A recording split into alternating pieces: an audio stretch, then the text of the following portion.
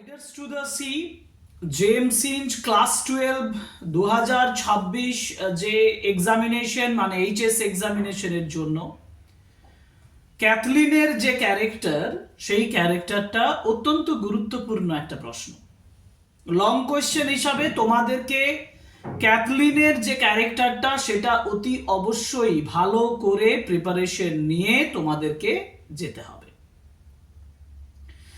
আমি আজকের ক্লাসে আলোচনা করব the character of Kathleen in Riders to the Sea. ক্যাথলিনের ক্যারেক্টার এবং সেটা আমি আলোচনা করব সম্পূর্ণ বুঝিয়ে যে কিভাবে আমি এই লং কোশ্চেনটা লিখব। মানে ক্যাথলিনের ক্যারেক্টার বলতে ক্যাথলিন এই নাটকের ভিতরে কি কাজটা করছে, তার কথাবার্তার মধ্য দিয়ে তার চরিত্রের কি প্রকাশ পাচ্ছে, সেগুলো পরপর পরপর সিম্পল সেন্টেন্সের মাধ্যমে সাজিয়ে আমি কমপ্লিট একটা আনসার তোমাদের সামনে প্রেজেন্ট করব। So welcome to English Edition channel. Today's class is on another important long question on the character of Kathleen in Riders to the Sea.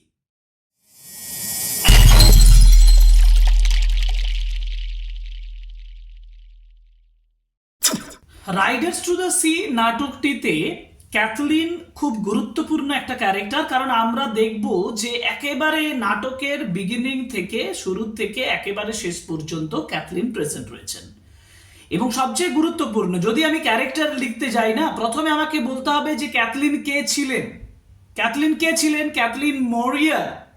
মরিয়া the central character of Riders to the C, তার যে daughter ছিলেন Nora এবং Kathleen, এই দুজন daughter, এবং সেটা হিসাবে আমি প্রথম সেন্টেন্সটা লিখতে পারি যে in Riders to the sea Cathleen is the daughter of Maurya. আমি সেই সেন্টেন্সটাই লিখছি। দেখো, প্রথম সেন্টেন্স লিখেছি যে Kathleen is the elder daughter of Maurya. Kathleen is the elder daughter of Maurya in J M Synge's Riders to the Sea. এবার আমি অন্যান্য যে লং কোয়েশ্চেন তার মতনই বলছি যে তুমি রাইডার্স টু দ্য সি লেখাটাকে ডাবল কোটের মধ্যে রেখে একটি আন্ডারলাইন করবে, কারণ এটি একটি ড্রামার নাম, এটা একটি নাটকের নাম, সেই জন্য তুমি এখানে হাইলাইট করবে। এটা বলার পরে তোমাকে যেটা বলতে হবে সেটা হচ্ছে যে ক্যাথলিনের কি কি চরিত্রের প্রকাশ দেখো। আমি কতগুলো সেন্টেন্স লেখার আগে আমি তোমাকে কতগুলো ক্লু দিচ্ছি লেখার আগে। ধরো, ক্যাথলিনকে তুমি দেখতে পাচ্ছ যে স্পিনিং হুইলে কাজ করছেন, এবং এটা বোঝায় যে হুইল অফ ফেট সম্পর্কে ক্যাথলিন একটা যথেষ্ট বার্তা বহন করছে।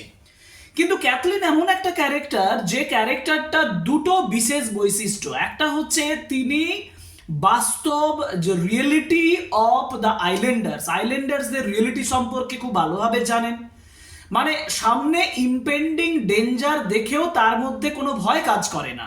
আর নাম্বার টু হচ্ছে যে as a daughter, as a perfect daughter মরিয়াকে কিন্তু তিনি তার যে মাইকেলের বাস্তবতা, মাইকেলের ডেথ সম্পর্কে কনভিন্সড না হয়ে, মানে সম্পূর্ণভাবে কনভিন্সড না হয়ে তিনি সেই সম্পর্কে কোনো ইনফরমেশন দিচ্ছেন না।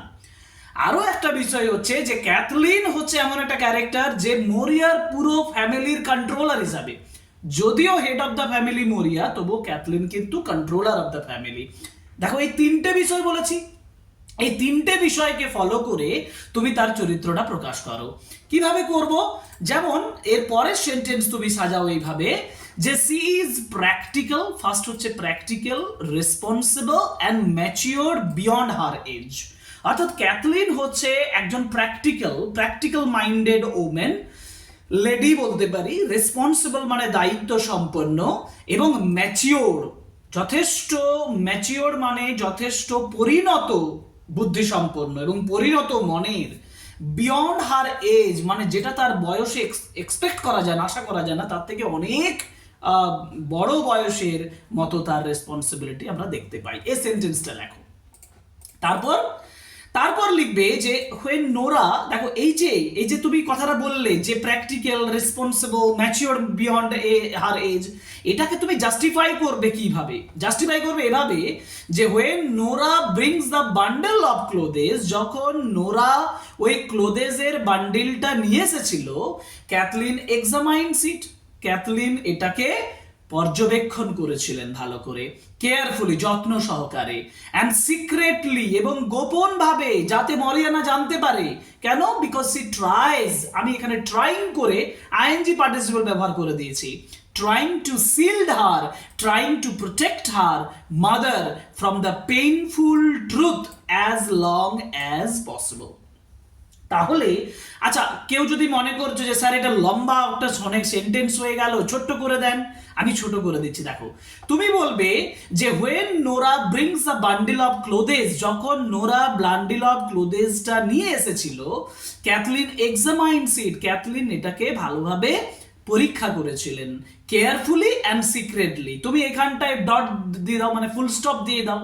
তারপর লেখো সি ট্রাইজ, ট্রাইং মানে she tries, TRIES, she tries to shield her, she tries to protect her mother from painful truth as long as possible. এই লাইনটা তোমাকে এই লাইনে বোঝাচ্ছে যে প্র্যাকটিক্যাল, রেসপন্সিবল, ম্যাচিওর কেন, সেটা এটা প্রমাণ করছে। হয়ে গেল? ওকে।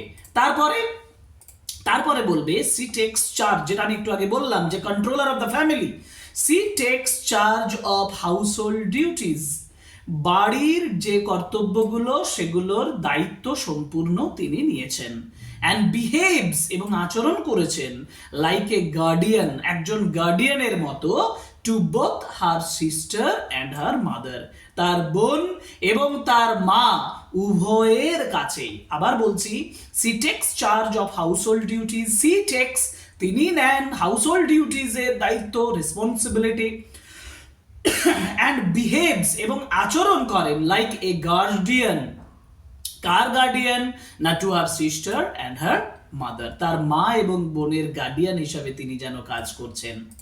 তারপর আনলাইক, এবার নোরার সঙ্গে কম্প্যারিজন একটু তুলে দিই। আনলাইক নোরা মানে নোরার মতো নয়, Cathleen is not easily frightened or emotional, Cathleen কিন্তু সহজে ভীত হন না বা ইমোশনালও হন না। আমি আবার বলছি, আনলাইক নোরা, নোরার মতো নয় এরূপ অবস্থায়, Cathleen is not easily frightened, Cathleen সহজে ফ্রাইটেন্ড হন না, মানে ভীত সহজে হন না, আর ইমোশনাল, আবেগপূর্ণ হয়ে ওঠেন না। এই সেন্টেন্সটা খুব ইম্পর্টেন্ট কিন্তু। তারপরে বলবে সি আন্ডারস্ট্যান্ডস, তিনি বুঝতে পারেন, she understands the harsh reality of the island. একটু আগেই বলেছি, আমি শুরুতেই বলেছি যে আইল্যান্ডের কঠোর বাস্তবতা সম্পর্কেও তার নলেজ রয়েছে। She understands, but she has the knowledge. She has the knowledge of the harsh reality of the island life. Island life এর কঠোর বাস্তবতা সম্পর্কে তার ধারণা রয়েছে, and does not try to prevent বাটলিকে প্রিভেন্ট করতে চাইছেন না, does not try, চেষ্টা করেননি, to prevent বাটলেকে বাধাদান করার চেষ্টা করেননি, from going to the sea. Kathleen does not prevent Bartley, does not force Bartley from not going to the sea. সমুদ্র থেকে যাওয়ার থেকে তাকে কখনো তিনি বাধা দান করেননি, because she knows the harsh reality of island. Knowing, এটা জেনে, that the family depends on his earning, এটা জেনে যে ফ্যামিলি ডিপেন্ডস করে আছে on his earnings, তার আর্নিং এর উপরে। পরের সেন্টেন্স কি করব? পরের সেন্টেন্স লিখব দো ডিপলি সরফুল, যদিও গভীরভাবে তিনি দুঃখিত, she remains calm and composed, তিনি যথেষ্ট শান্ত এবং কম্পোজড, সুগঠিত, একেবারে পরিপূর্ণভাবে তিনি ছিলেন। দেখো, এটা আমাদের কাছে স্ট্রেঞ্জ মনে হয়, তাই না? যে আমরা কিন্তু ক্যাথলিনের কাছ থেকে সেভাবে মরিয়ার যে ডিপ পেইনস আমরা পাচ্ছি, সেটা ক্যাথলিনের কাছ থেকে পাচ্ছি না, because Kathleen knows the harsh reality of the islanders. Though deeply sorrowful, যদিও গভীরভাবে দুঃখিত বা দুঃখপূর্ণ, she remains calm and composed, সে যথেষ্ট শান্ত এবং সুগঠিত আছেন। পরের সেন্টেন্স, এবং এটা লাস্ট সেন্টেন্স তুমি এভাবে লিখবে যে সুতরাং ক্যাথলিন কি প্রেজেন্ট করছেন, এটা মানে মূল যে কতগুলো কথা বললাম তার একটা জিস্ট তুমি এখানে লিখবে যে Kathleen represents the quiet strength, শান্ত ক্ষমতা, এন্ডিওরেন্স সহ্য শক্তি, এবং সেন্স অফ রেসপন্সিবিলিটি এবং দায়িত্বের অনুভূতি, এগুলো তিনি দেখাচ্ছেন carried by island women in the face of the constant loss of suffering. আবার বলছি, Kathleen represents the quiet strength, endurance and sense of responsibility. তার স্ট্রেংথ আছে, তার সহ্য শক্তি আছে, এন্ডিউরেন্স আছে এবং তার সেন্স অফ রেসপন্সিবিলিটি আছে, যেটা আইল্যান্ড উইমেনদের দ্বারা ক্যারিড হয়, যেটা আইল্যান্ড উইমেনদের কাছ থেকে মধ্যে থাকে in the face of constant loss and suffering, এবং হার এবং কষ্ট এর মাঝে। এই সেন্টেন্সটা লিখলে তোমার যে রাইটিংটা দাঁড়াচ্ছে sketch of the character of Cathleen, এটা একেবারে নিখুঁতভাবে 6 নম্বরের একটা রাইট আনসার এবং 6 আউট অফ 6 তুমি পাবে এই রাইটিংটা লিখতে গেলে, এভাবে লিখলে। এবার তুমি কি করবে, এবার তুমি এই সেন্টেন্সগুলোকে পর পাশাপাশি সাজিয়ে sketch the character of Cathleen complete হয়ে যাবে। তাহলে আমার আজকে আলোচনা কমপ্লিট হলো ক্যারেক্টার অফ ক্যাথলিন। আশা করি নিশ্চয়ই তোমরা বুঝতে পেরেছো, বুঝতে কোথাও অসুবিধা হয়নি। সিম্পল ভাবে, সরল ভাবে রাইটিং লেখার পদ্ধতি, এভাবে একটানা অনেক কোশ্চেন্স আনসার আমি দিচ্ছি, আমি এসএকিউ দিয়েছি, ডেসক্রিপশনস দিয়েছি, মানে টেক্সচুয়াল এক্সপ্লেনেশনস দিয়েছি, এসএকিউ দিয়েছি। তোমরা তোমাদের প্রিপারেশন কমপ্লিট করতে পারো যদি তুমি আমার চ্যানেলের সঙ্গে যোগদান করো। So join my channel, subscribe my channel, like, comment and share my videos. আজকের ক্লাস এখানে শেষ করছি, পরের ক্লাসে আবার দেখা হবে। পরের ক্লাসে আরো একটা লং কোয়েশ্চেন আমি তোমাদের জন্য নিয়ে আসবো, সেটা আমি বলেই দিচ্ছি, সেটা হচ্ছে one act play as a মানে Riders to the Sea as a one act play, সেটা খুব শীঘ্রই নিয়ে আসবো। So stay with me, support me, stay with us. Thank you very much, good bye.